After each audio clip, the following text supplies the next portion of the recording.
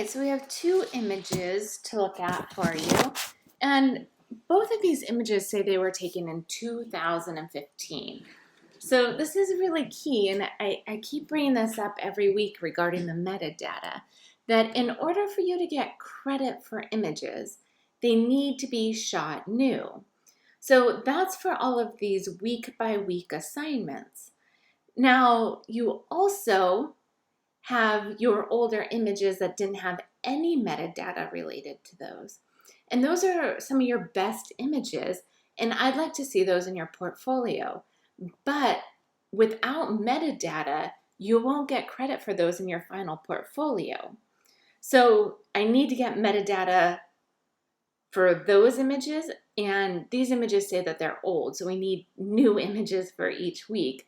Leading up to your midterm, you only have one more week where we need new images, and then you can sort through all of those past images that you have from all of your travels and bring those together.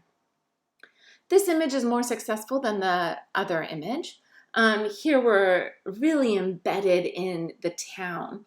Now, your other images that you've turned in were way far away, like some are drone images, some of them are high on mountain tops, some of them are, or most of them are vast landscapes. So here this is a very different feel, and I think you can incorporate images like this into your series. I think this could work really well in your series to personalize these places. So as we look at travel photography, we want these big, vast landscapes, but we also want to know where we fit into this, narrative. And this is the type of image that can do that for us. We can see ourselves walking on the road. We can see that these are like cobblestones. We are invited into this. And we're also invited into it because of the way that you photograph this, with this line coming down from the shadow of the roof. It pulls us back into the image, so we're really invited in. I think you're holding on to all the detail on that wall, but it looks really bright, so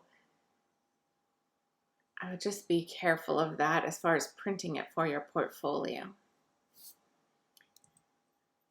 This image is less successful as we're just seeing the silhouette of the fishermen here, the people on the boat here. The background, the landscape that we're looking at, doesn't have that crispness that we saw in other images. It looks like it's foggy or it's smoggy. It doesn't have that clarity, that snap that your other images have. It's lacking in this image. And unlike your last image where we could see ourselves in this, here we feel a little bit more removed from the subject. We can't see what the subject looks like. They're all in shadow, so it's not as though we're imagining ourselves on that boat. We feel pretty removed for it. So this is less successful. Now, if we look at this as a series, this image and this image kind of can go together, and they can be dispersed within these other images. But these are the only two that you have that are closer, that are bringing us in to the landscape. Maybe this image as well. But most of the other images are pretty far away. Even here as we're like by the water, but overall the landscape is further away. So these three images kind of go together, and I would just build out that part of your portfolio.